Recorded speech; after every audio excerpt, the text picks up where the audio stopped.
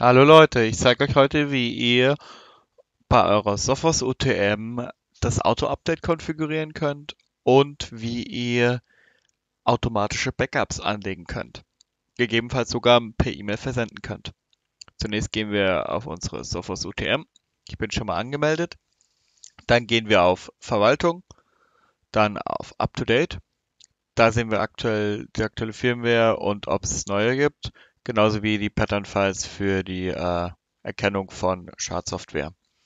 Gehen wir einmal auf Konfiguration und hier können wir die Intervalle einrichten, in denen die UTM nach Updates sucht. In meinem Fall Firmware-Update, da gibt es nicht häufig welche, deswegen habe ich täglich reingemacht. Eigentlich reicht sogar wöchentlich.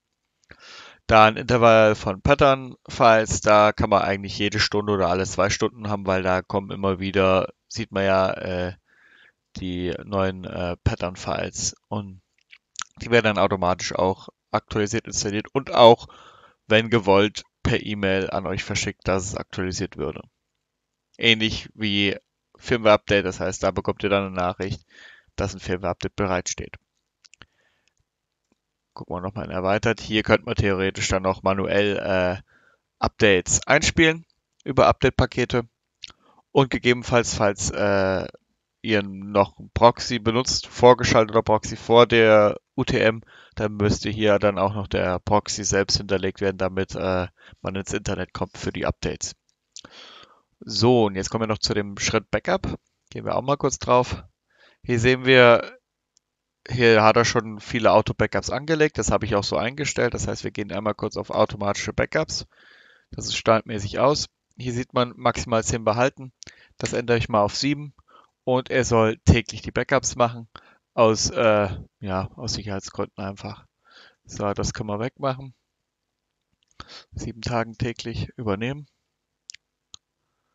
Es gibt momentan mehr als, jo, genau, wir möchten die gerne löschen, weil 7 Stück reichen vollkommen. So, zusätzlich sieht man hier einfach die E-Mail-Adresse, an die man es schicken kann. Und in meinem Fall habe ich die da reingepackt. Und dann sollte das an sich eigentlich auch passen. Genau. So, dann haben wir das. Hier könnt ihr dann, je nachdem, was ihr wollt, E-Mail-Adressen hinterlegen. Ich habe als SMTP-Adresse web.de benutzt, weil O365 gibt es Probleme mit der TLS-Verschlüsselung. Da bräuchtet ihr einen SMTP-Relay auf irgendeinem Windows-Server. Sonst würde das leider nicht funktionieren. Deswegen habe ich einfach web.de genommen und einfach an die E-Mail-Adresse E-Mails verschickt. So, das wäre schon gewesen. Bei Fragen unten in die Kommentare und für einen Daumen hoch würde ich auch freuen. Dankeschön.